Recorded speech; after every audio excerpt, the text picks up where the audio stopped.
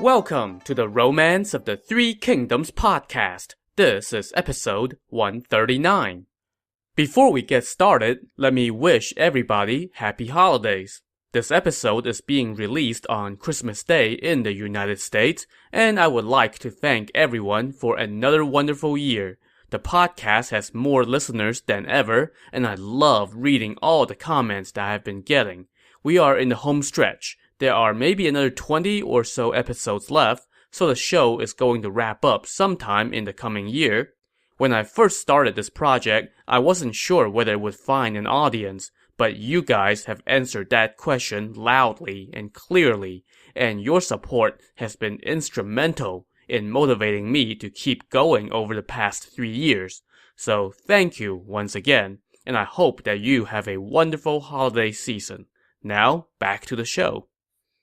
Last time, we bade farewell to Sima Yi and Sun Quan. Sima Yi's sons were now in charge of all the affairs of the kingdom of Wei, while Sun Quan's son Sun Liang had stepped into the throne of Wu.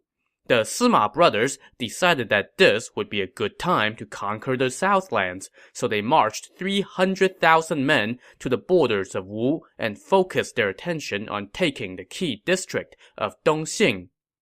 On the other side, the imperial guardian of Wu, Zhuge Ke, assembled the officials to discuss a response.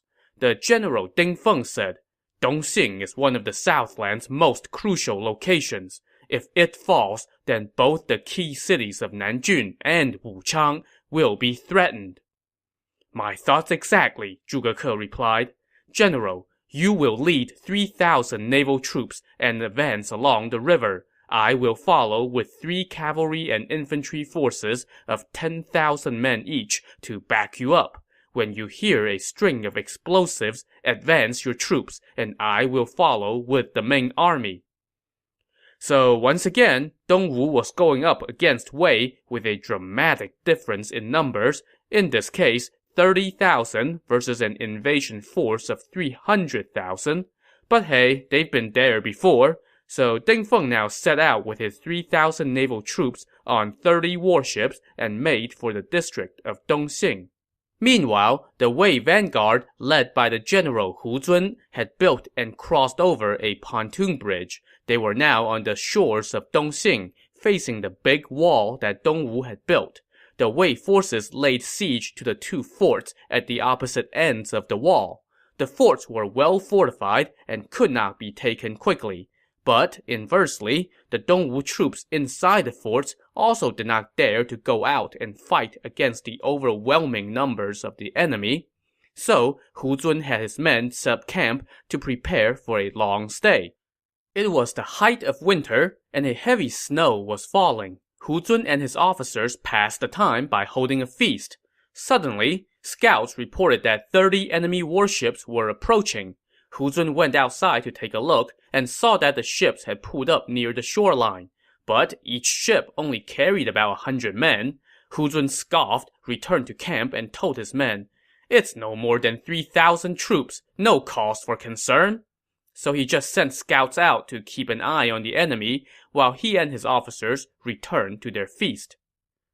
While the Wei forces were taking it easy, the Dongwu navy was gearing up for action. The general Ding Feng lined up his ships in a line across the water and said to his men, "Today is the day that real men make a name for themselves and earn their riches."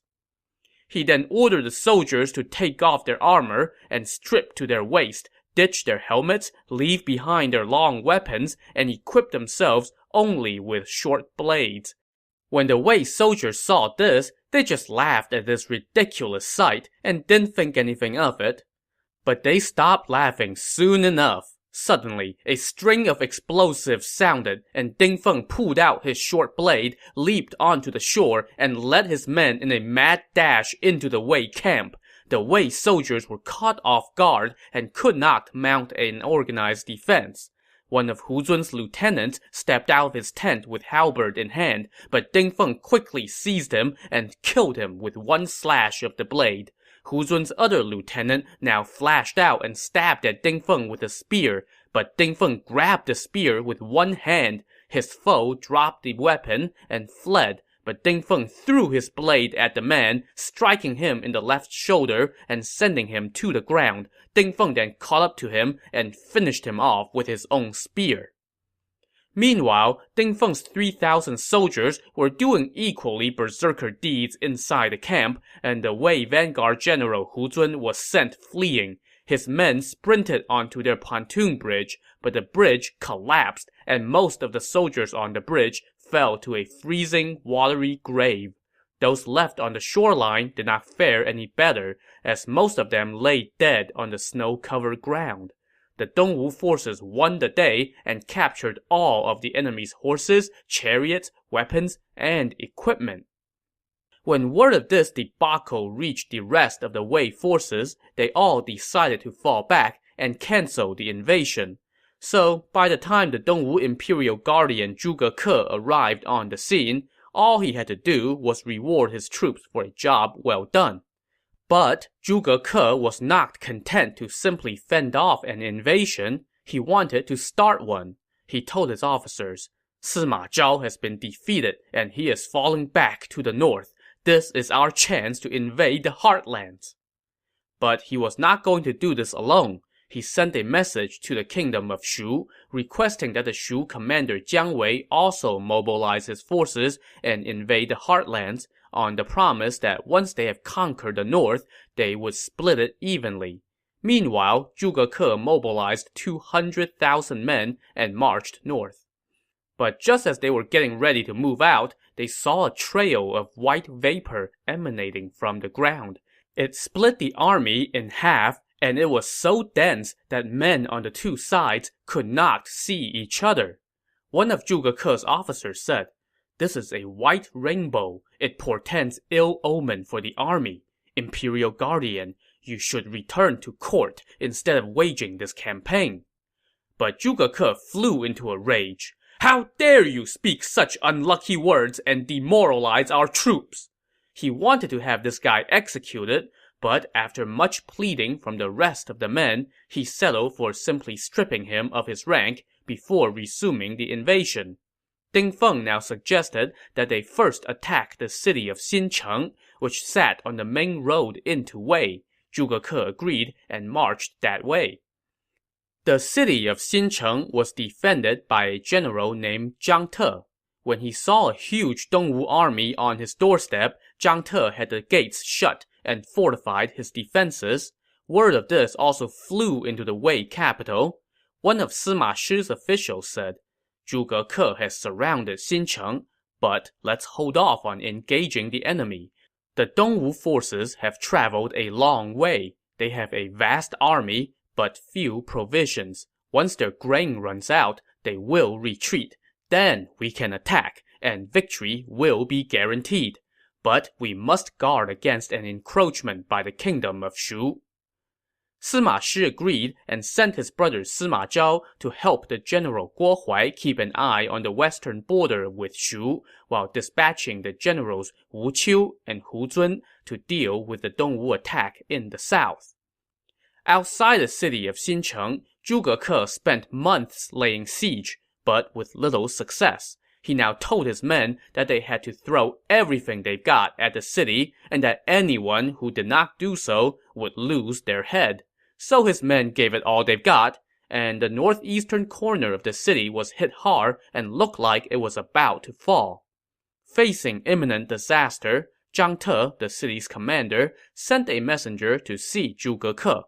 The messenger told Zhuge Ke, "According to the laws of Wei, when a city is under siege, if the city's commander holds out for 100 days and no reinforcements arrive by then, he can surrender without his family being punished. Right now, you have surrounded our city for 90-some days. We ask that you give us a few more days, after which my master will surrender with all of the city's soldiers and civilians. Here is the city's census rolls in advance." Well, Zhuge Ke apparently did not inherit the smart gene from his illustrious predecessors, because he actually believed this and called off the siege for a few days. While the Dongwu army was sitting around twiddling their thumbs, the Wei forces inside the city were frantically tearing down houses and using that lumber to patch up the parts of the walls that had been damaged in the siege. A few days passed, and Zhang Te stepped to the top of his newly reinforced wall and uncorked a string of insults at the enemy outside his gates. "We still have enough food to last us half a year. How can we be willing to surrender to you dogs of Dongwu? Go ahead, do your worst."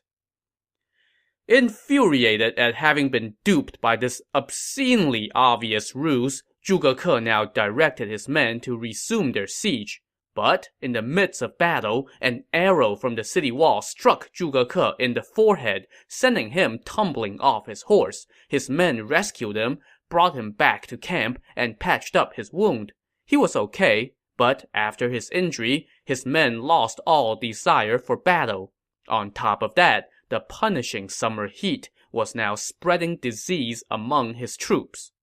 When Zhuge Ke's wound improved a little bit, he wanted to resume the siege, but he was told that everybody was sick and there was no way they could fight on.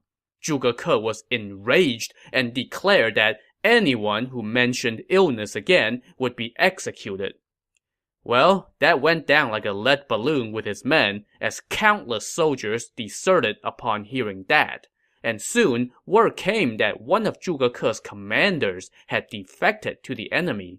Stunned, Zhuge Ke rode around his camp and saw that, "Oh yeah, my men really are sick. Oops." So Zhuge Ke now decided to call off the campaign and go home. But as soon as he started falling back, the Wei relief force made its move and swept in from behind, dealing him a major defeat. Upon returning to the Wu capital in disgrace, Zhuge Ke was so embarrassed that he avoided going to court on account of illness, which prompted the Dongwu Emperor Sun Liang and the other court officials to go to his residence to check on him. Now, you would think that this would put Zhuge Ke more at ease, but nope. Instead, he was super paranoid and sensitive about criticism, and decided to flex his muscle to preemptively shut everybody up. Seizing on the smallest infractions, he punished various officials and officers. The lucky ones were exiled, the unlucky ones were beheaded in public. He also put a couple of his confidants in charge of the Imperial Guard.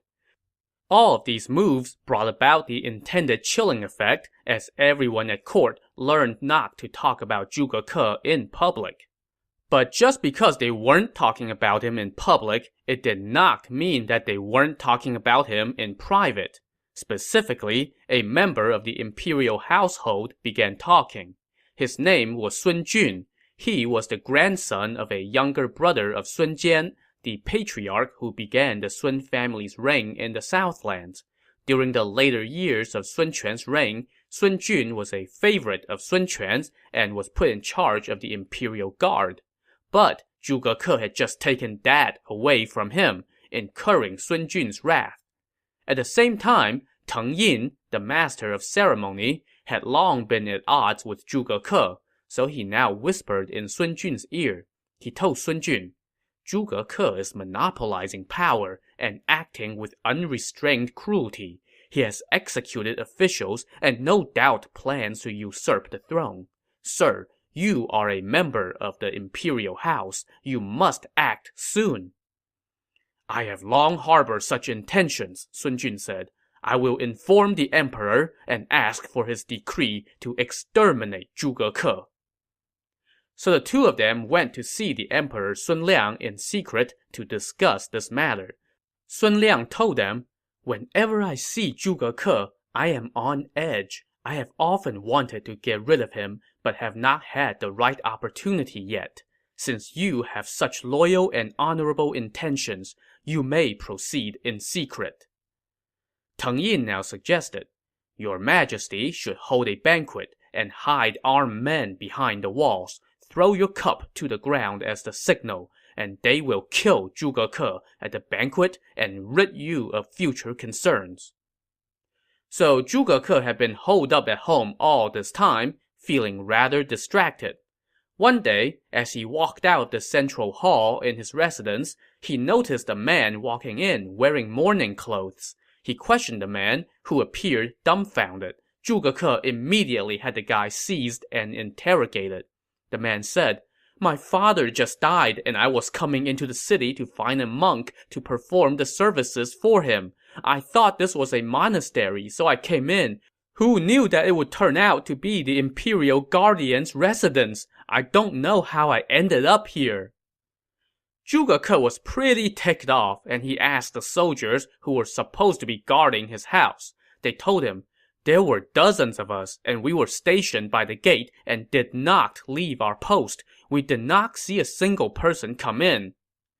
Well, that's too bad, because Zhuge Ke was in the mood to punish somebody, so he executed all the guards and the stranger who had stumbled in. That night, Zhuge Ke was restless in bed when all of a sudden he heard a loud crash from the main hall. When he went out to take a look, he saw that the main beam of the house had fractured into two. Stunned, Zhuge Ke returned to his bedchamber.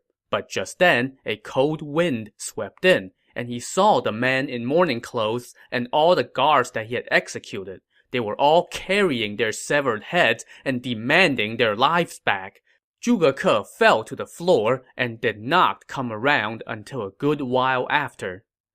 The next morning, when Zhuge Ke got up to wash his face, he could smell the stench of blood emanating from the water. He scolded his maids and ordered them to bring him fresh water. But guess what? That water reeked of blood too. So they brought him another basin of water, and it smelled the same. They changed the water dozens of times, but every time it still reeked of blood. I guess a fortune cookie that says you'll face challenges today was just too subtle. Just then, a messenger arrived from the emperor, inviting Zhuge Ke to a banquet. So Zhuge Ke had his chariot prepared, but as he was leaving, a dog gripped his robe with its teeth and whimpered as if it were weeping. "How dare this mutt toy with me?" Zhuge Ke said in anger. He ordered his men to chase off the dog and went on his way. But he had barely gone a few steps when he suddenly saw a white rainbow emanating from the ground, rising into the sky. Okay, I guess maybe I will face some challenges today? So Zhuge Ke was starting to feel just a little bit suspicious. One of the confidants that he had placed in charge of the Imperial Guard happened to be with him, and this guy said, "We don't know what the deal is with this banquet in the palace. My lord, you must not go lightly." So Zhuge Ke decided to turn around and go home. But he had not gone far when Sun Jun and Teng Yin rode up and asked, "Imperial Guardian, why are you turning back?"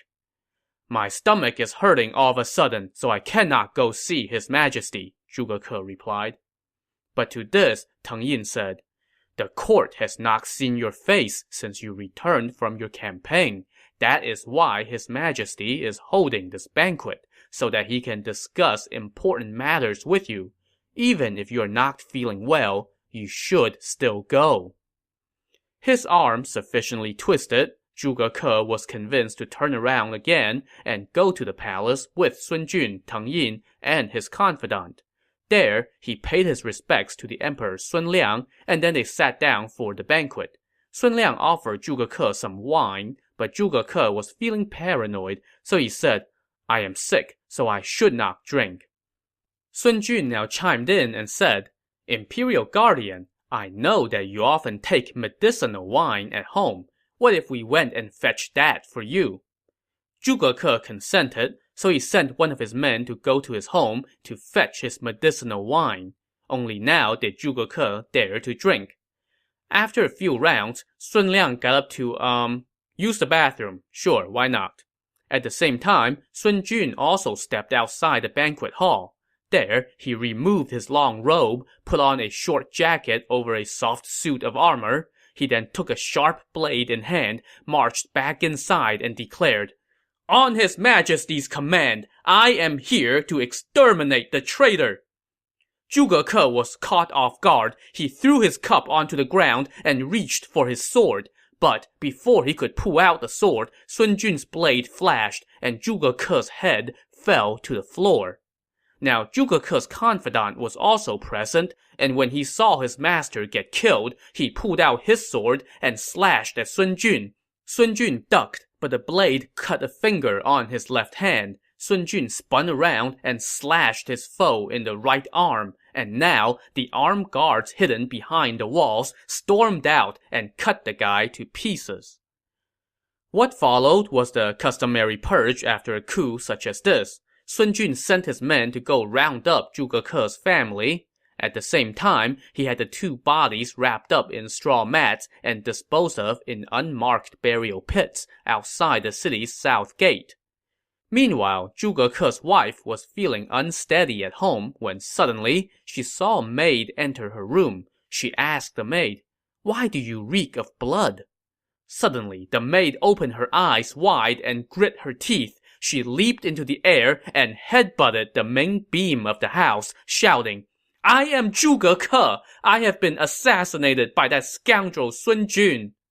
Zhuge Ke's entire family began to wail, and soon enough, soldiers arrived, arrested everyone, and took them all to the public market for execution. So, when Zhuge Ke's father, Zhuge Jin, was still alive, he observed that his son allowed his brilliance to shine outwardly too much. In fact, Zhuge Jin once sighed and said, "This son is not one to preserve the family." Also, an official in the kingdom of Wei once told Sima Shi, "Zhuge Ke will die soon." And when Sima Shi asked him why, this official explained, "His prowess intimidates his lord, so how can he long persist?" So all those predictions came true on this day. Now that Zhuge Ke was dead, Sun Liang promoted Sun Jun to prime minister and regent marshal, putting him in charge of all military affairs. This was in the winter of the year 253, and from that point on, Sun Jun was in charge at the court of Dongwu. But remember that before Zhuge Ke died, he had sent that letter to Jiang Wei in the Riverlands, asking him to help with the invasion of the north. Jiang Wei was not about to let that opportunity for war pass, so in that same year, he mobilized 200,000 men. He appointed the generals Liao Hua and Zhang Yi as the vanguards, made the general Xiahou Ba his advisor, and put the general Zhang Yi in charge of provisions. As the army marched out of Yangping Pass, Jiang Wei asked Xiahou Ba how they should proceed, since the last campaign went so poorly, and the enemy would no doubt be prepared once again. Xiahou Ba answered, "Among the counties in the region of Longshang, Nan'an has the most wealth and provisions. We should take that first. It's more than enough to serve as our base. We were unsuccessful last time because the Qiang tribes did not come to our aid. We should first send an envoy to arrange for them to meet us at Longyou, and then advance on Nan'an together." Jiang Wei was impressed with that idea, so he sent an envoy with gifts to make nice with the king of the Qiang tribes, and this king mobilized 50,000 men and marched toward Nan'an. When Guo Huai, the Wei general in charge of defending the borders with Shu, found out about this, he immediately sent word to the Wei capital. Sima Shi asked who among his officers wanted to go face the enemy. A general named Xu Zhi volunteered. This Xu Zhi had unrivaled courage, and Sima Shi knew it, so he happily named Xu Zhi the vanguard while appointing his brother Sima Zhao as supreme commander and sent them westward. As the Wei vanguard approached the front, they ran into Jiang Wei's army. The two sides lined up, and Xu Zhi, wielding a big battle axe, rode out to challenge for combat. The Shu vanguard general Liao Hua came out to face him, but after just a few bouts, Liao Hua fell back in defeat. The other Shu vanguard general, Zhang Yi, now took his turn, but he too was no match. Xu Zhi now directed his army to charge, and they sent the Shu forces scurrying for 10 miles before giving up the chase and setting up camp. Jiang Wei now conferred with Xiahou Ba on what to do about Xu Zhi. Xiahou Ba suggested the old fake a retreat and lure them into a trap scheme, but Jiang Wei just rolled his eyes. Sima Zhao is Sima Yi's son, so how can he not understand the art of war? Jiang Wei said. When he sees how uneven the terrain is, he will not give chase. In my opinion, the enemy has cut my supply route time and again, so let's use that as the lure, and we will be able to rid ourselves of Xu Zhi. So Jiang Wei dispatched the generals Liao Hua and Zhang Yi with instructions, and then sent his men to fortify the area around the camp to make it look like he's digging in for a long stay. A few days passed, and Xu Zhi spent every day challenging for battle, but received none. Then, scouts informed Sima Zhao that Shu soldiers were using wooden oxen and gliding horses to transport grain behind Iron Cage Mountain. It looked like they were definitely preparing for a lengthy stay, and that they were just waiting for reinforcements from the Qiang tribes. Sima Yi now summoned Xu Zhi and told him, "When we have defeated the Shu forces in the past, it was because we cut their supply route. Now, they are transporting provisions behind Iron Cage Mountain. Tonight, take 5,000 men and go cut off that route, and the enemy will have to retreat." So that night around 7 o'clock, Xu Zhi and his 5,000 men headed toward Iron Cage Mountain. There, they saw 200-some Shu soldiers escorting about 100 wooden oxen and gliding horses loaded with provisions. The Wei troops let out a loud yell, and Xu Zhi charged out to block the Shu soldiers' path. The Shu soldiers immediately ditched their provisions and scattered. Xu Zhi now divided his army. He sent half of his men to escort the provisions back to camp, while he himself led the other half to pursue the Shu soldiers. They chased the enemy for a couple miles before they found their way blocked by a bunch of carts. Xu Zhi ordered his men to dismount and push the carts out of the way. But just then, flames shot up from both flanks. Xu Zhi quickly turned and tried to retreat, but his way back was now also blocked by carts, and the flames were closing in.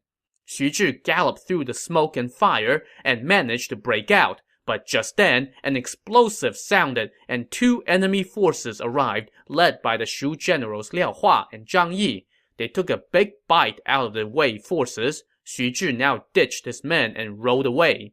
He managed to escape from the battle, but by now, he and his horse were exhausted.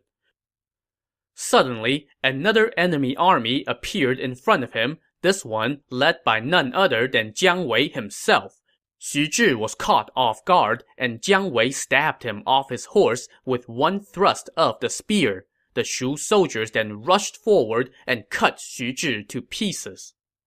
As for the other half of Xu Zhi's army, the half that was escorting the provisions back to camp, well, they did not fare any better.